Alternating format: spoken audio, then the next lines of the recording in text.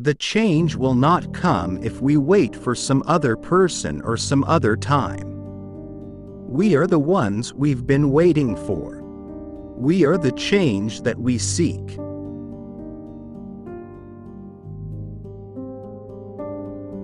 Understand, our police officers put their lives on the line for us every single day.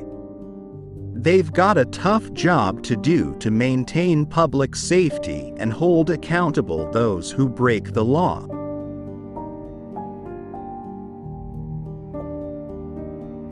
In a world of complex threats, our security and leadership depends on all elements of our power, including strong and principled diplomacy.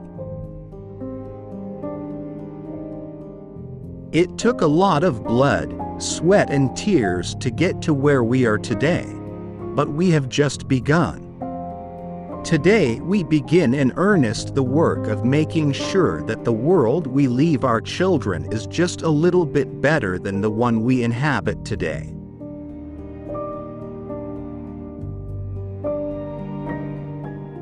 We didn't become the most prosperous country in the world just by rewarding greed and recklessness. We didn't come this far by letting the special interests run wild. We didn't do it just by gambling and chasing paper profits on Wall Street. We built this country by making things, by producing goods we could sell. The United States is not, and never will be, at war with Islam.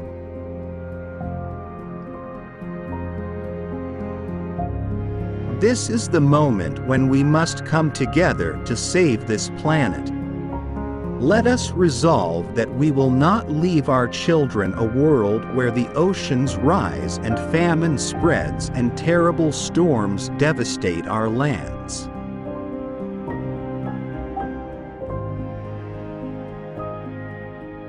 We need to steer clear of this poverty of ambition, where people want to drive fancy cars and wear nice clothes and live in nice apartments but don't want to work hard to accomplish these things. Everyone should try to realize their full potential. Cutting the deficit by gutting our investments in innovation and education is like lightening an overloaded airplane by removing its engine. It may make you feel like you're flying high at first, but it won't take long before you feel the impact.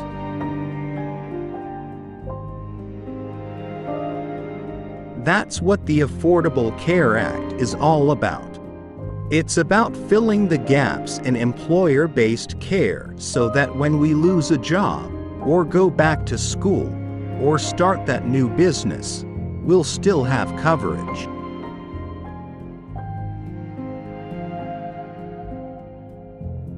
Issues are never simple. One thing I'm proud of is that very rarely will you hear me simplify the issues.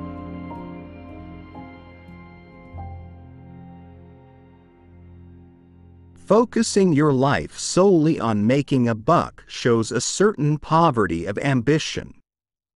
It asks too little of yourself.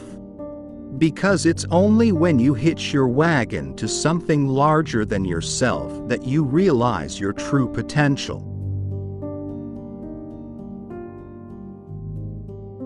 If you were successful, somebody along the line gave you some help.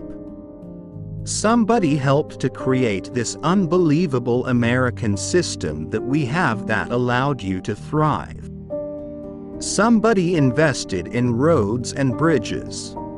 If you've got a business, you didn't build that. Somebody else made that happen.